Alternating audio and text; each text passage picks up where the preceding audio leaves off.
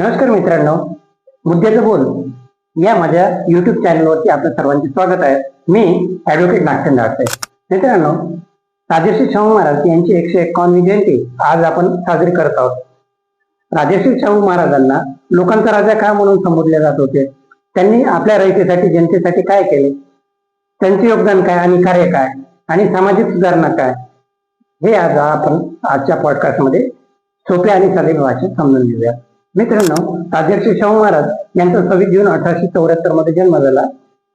दूरदर्शी समाज सुधारक म्हणून नावारूपाला आलेले जे आपले राजर्षी शाहू महाराज आहेत, यांना कोल्हापूरचे संस्थानाची जी गादी आहे ही 1894 ला मिळाली. 1894 ते 1922 या दरम्यान कोल्हापूर संस्थानचे त्यांनी काम पाहिले. तर हे काम करत असताना त्यांनी आपल्या राजेशाहीचा वापर सर्वसामान्यांच्या कल्याणासाठी, उद्धारासाठी केला. परिणामी त्या कामगिरी करत असताना, ते कार्य करत असताना तत्कालीन सनातनी प्रवृत्तीकडून त्यांना प्रखर विरोध झाला. परंतु त्या कशाही विरोधाला त्यांनी न जुमानता आपले जे कार्य आहे हे भरीव कामगिरी केली. मित्रांनो, शिक्षण प्रसारणावर शाहू महाराजांनी भरपूर कार्य केले. त्यांचा आधीपासूनचा दृष्टिकोन होता की जर सामाजिक सुधारणा तुम्हाला घडवायची असेल तर शैक्षणिक सुधारणा करणे गरजेचे आहे. शिकल्यानंतरच लोकांमध्ये वैचारिक दृष्टिकोन हा निर्माण होईल, ही धारणा छत्रपती शाहू महाराजांनी 1894 मध्ये ठरवलेली होती आणि त्यानुसार त्यांनी कामं केले. शिक्षणासाठी त्यांनी भरीव काम केले. प्राथमिक शिक्षण सक्तीचे केले आणि त्याबरोबरच प्राथमिक शिक्षण त्या काळामध्ये मोफत केले होते. कुठल्याही कराचा, कुठल्याही व्याजाचा टॅक्स आज ज्या प्रकारे घेत आहोत आपण प्रत्येक गोष्टीवर, टॅक्स विरहित शिक्षण त्या काळामध्ये छत्रपती शाहू महाराजांनी केले होते. त्याबरोबरच जी विषमता निर्माण करणारी व्यवस्था होती, म्हणजे जातीनिहाय ज्या वेगवेगळ्या शाळा होत्या, ती व्यवस्था सगळी बंद पाडून छत्रपती शाहू महाराजांनी सर्वांना एका शाळेमध्ये आणले. म्हणजे जातीनिहाय वर्गीकरण बाजूला करून सर्वांना एकत्र आणले.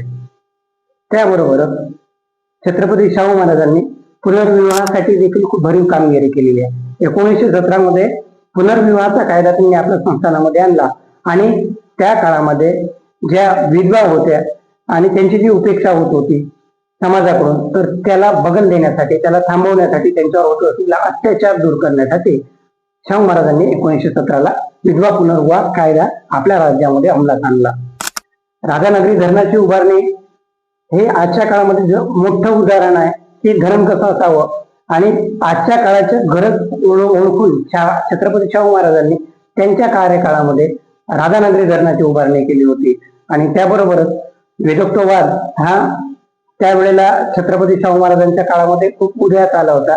वेदोक्तवाद म्हणजे काय, तर तेव्हाचे जे तत्कालीन पंडित होते, जे ब्राह्मण पुरोहित होते, त्यांनी अब्राह्मण लोकांच्या कडे संस्कार करण्यास त्या काळात विरोध केला होता. कारण काय, तर हे क्षुद्र म्हणजे क्षुद्राकडून त्यांना दान चालत होतं, परंतु त्या दानाच्या बदल्यात त्यांच्याकडचे संस्कार करण्यास त्यांनी विरोध केला होता. या सगळ्या गोष्टीला बगल देण्यासाठी त्यावेळेला एक धाडसी निर्णय छत्रपती शाहू महाराजांनी घेतला होता आणि त्यांनी ब्राह्मणांना बाजूला हटवून मराठा समाजातील एका तरुणाला क्षत्रियाचे विश्वगुरु म्हणून नावारूपात आणले आणि त्याची नियुक्ती केली आणि त्याला पूजा करण्यासाठी किंवा त्यावेळेला संस्कार करण्यासाठी त्याला नियुक्त केले होते. अशा प्रकारचे धाडसी निर्णय करणारा राजा हा त्याच्या कल्याणकारी धोरणामुळेच लोकांचा राजा झाला.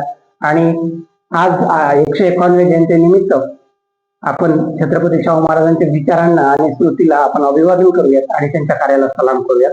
आपल्याला जर आजचा व्हिडिओ आवडला असल्यास माझ्या व्हिडिओला लाईक करा, शेअर करा आणि आपलं जे चॅनलला आज आपण नाव दिलेलं आहे मुद्द्याचे बोल, तर या चॅनलला अजूनही सबस्क्राईब केले नसेल तर प्लीज सबस्क्राईब करा. म्हणजे आपल्याला सामाजिक विषय आणि इतर ज्वलंत विषय आपल्यासमोर घेऊन येता येईल आणि मांडता येईल. नमस्कार.